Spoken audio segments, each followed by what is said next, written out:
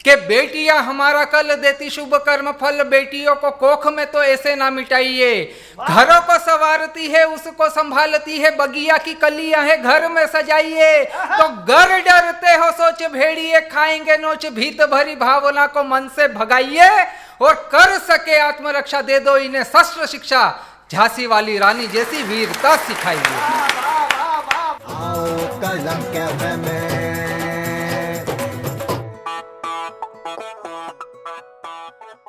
दोस्तों, हम वापस हाजिर हैं आपके साथ में एक नए मेहमान के साथ, क्योंकि शाम के 5 बज चुके हैं और आप और हम फिर मुखातिब है कलम कैफे में। आपको जैसा पता है कि हमारे साथ में हर दिन एक ऐसे मेहमान होते हैं जो अपनी बातों से आपको आनंदित करते हैं। हमारे यहाँ हास्य व्यंग्य की बात भी होती है, सब तरह की बात होती है। लेकिन आज हमारे मेहमान हैं हिमांशु भावसार हिंद, जो झाबुआ चंद्रशेखर आजाद की धरती से हमारे बीच में आए हैं। वे देशभक्ति की बात के लिए जाने जाते हैं। अगर आप सुनना चाहते हैं हिमांशु भावसार हिंद से देशभक्ति की कविता, तो जोरदार ताली से स्वागत करें हिमांशु भावसार हिंद।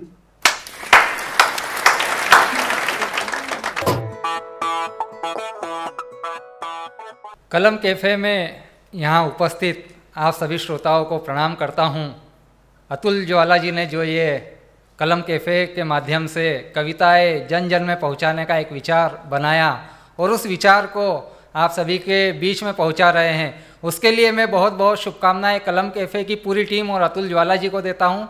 और मित्रों, माँ भगवती माँ शारदे की प्रतिमा यहाँ पर है, यहीं से मैं अपनी बात प्रारंभ करता हूँ। पंक्तियाँ आप सभी के बीच में रखता हूँ। स्वागत है हिमांशु। हे अक्षरों की अधिष्ठात्री, आवाहन अब मैं करता हूँ। वाह। हे अक्षरों की अधिष्ठात्री, आवाहन अब मैं करता हूँ। हे हंसवाहिनी बुद्धिदायिनी, हुंकार हृदय से भरता हूँ। घन घनन घनन घन घोर घटाए, काव्य कला की बरसाए। मन मगन मगन हो मंत्रमुग्ध माँ कविता से सब हर्षाए।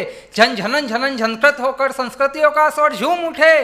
व्योम वसुधा वायु अनल जल अष्ट दिशाएं गूंज उठे। डम डमक डमक डमरू लेकर के नृत्य करे महादेव हरे। टन टनन टनन तलवारें भी अब हरि सीने में गमन करे।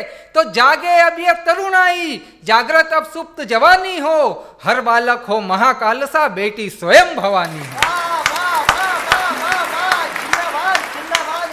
हर बालक हो महाकाल सा, बेटी स्वयं भवानी हो। और मित्रों, जब बात बेटियों की होती है तब 4 पंक्तियां और आप सभी के बीच में निवेदित करता हूं कि बेटियां हमारा कल देती शुभ कर्म फल, बेटियों को कोख में तो ऐसे ना मिटाइए। घरों को संवारती है उसको संभालती है, बगिया की कलियां है घर में सजाइए। तो घर डरते हो सोच भेड़िए, खाएंगे नोच भीत भरी भावना को मन से भगाइए। और कर सके आत्मरक्षा दे दो इन्हें शस्त्र शिक्षा, झांसी वाली रानी जैसी वीरता सिखाइए।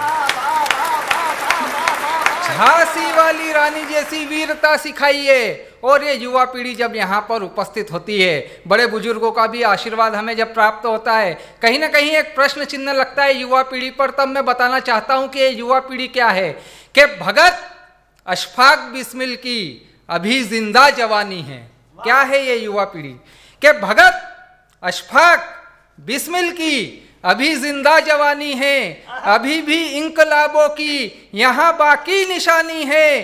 तराने क्रांतिवीरों के सुनो यूं ही नहीं गाता, यहाँ आजाद ने सर पर स्वयं बंदूक तानी है।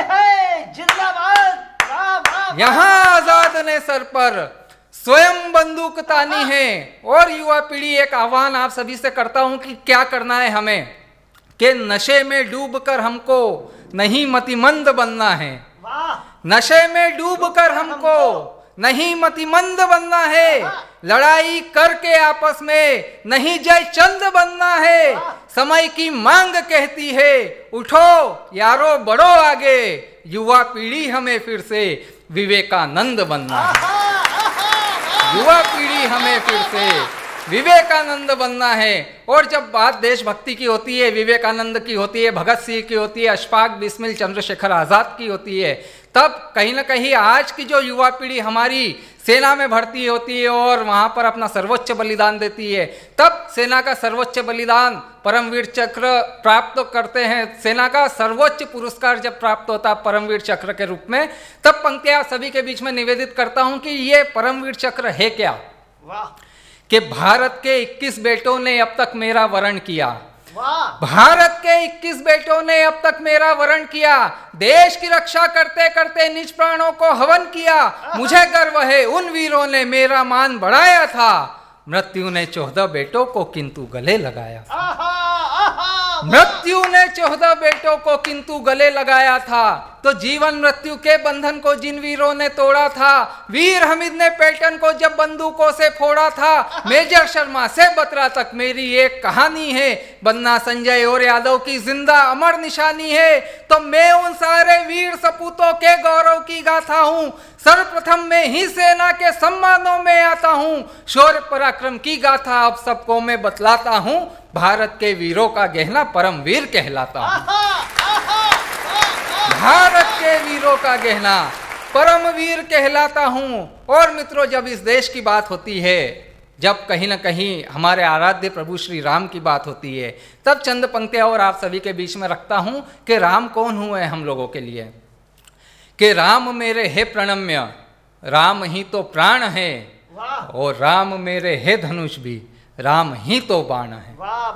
राम मेरे है प्रणम्य, राम ही तो प्राण है, राम मेरे है धनुष भी, राम ही तो बाण है, राम जीवन के प्रणेता, राम ही आधार है, राम है प्रारंभ सबके, राम ही विस्तार है। तो राम है आदर्श सबके, राम से ही हर्ष है, और राम से उत्कर्ष सबका, राम ही संघर्ष है। राम से उत्कर्ष सबका, राम ही संघर्ष है। तो राम सीता के नयन में वो भरत का मान है, राम दशरथ के चहेते वह अवध की शान है, राम राजा है अवध के वह सुबह से शाम है, राम समरसता दिखाते खास है पर आम है। राम समरसता दिखाते, और क्या समरसता दिखाई प्रभु श्री राम ने, कि राम समरसता दिखाते खास है पर आम है। तो राम शबरी बेर में है, राम के वचनाव है, राम तपती रेत में है, राम ही तो छाव है, राम सागर सेतु में है, राम नदिया झील है, राम हर एक हेतु में है, राम ही नल नील है। तो राम है बजरंग दिल में, राम लंका कांड है, और राम कण कण में समाये, राम ही ब्रह्मांड है। राम कण कण में समाये, राम ही ब्रह्मांड है। और मित्रों, राम मंदिर निर्माण हो रहा है, परंतु इस देश में राम राज्य कैसे आएगा। कविता की चंद पंक्तियां और आप सभी के बीच में रखता हूं कि काश की जनता भूखी प्यासी और नहीं रहने पाए, काश की जनता भूखी प्यासी और नहीं रहने पाए, सत्ता भी लोभी की दासी और नहीं रहने पाए, काश किसानों के मुरझाए चेहरे फिर से खिल जाए, काश गरीबों के नंगों के कपड़े फिर से सिल जाए, काश गरीबों के नंगों के कपड़े फिर से सिल जाए। तो काश पेट में कोई भी बेटी अब मरने ना पाए, दहेज की खातिर कोई भी बेटी अब जलने ना पाए, जात पात मजहब के झगड़े और नहीं होने पाए, काश कराची की छाती पर अमर तिरंगा लहराए, काश कराची की छाती पर अमर तिरंगा लहराए। तो जिस दिन भारत भूखा जन जन वंदे मातरम गाएगा, जिस दिन भारत भूखा जन जन वंदे मातरम गाएगा, सच कहता हूं उस दिन निश्चित राम राज्य आ जाएगा, सच कहता हूं उस दिन निश्चित राम राज्य आ जाएगा। जय हिंद, जय भारत। दोस्तों, ये थे हिमांशु भावसार हिंद। काश राम राज्य की जो उन्होंने कल्पना की वो साकार हो जाए। अगर हिमांशु भावसार हिंद की कविता आप तक पहुंची हो, उनकी बात आप तक पहुंची हो, तो आप लाइक और कमेंट करके ज़रूर बताइएगा। और इसी तरह से हमसे मिलते रहिए रोज़ शाम 5 बजे कलम कैफ़े में। कल फिर मिलते हैं किसी नए मेहमान के साथ। तब तक के लिए गुड बाय।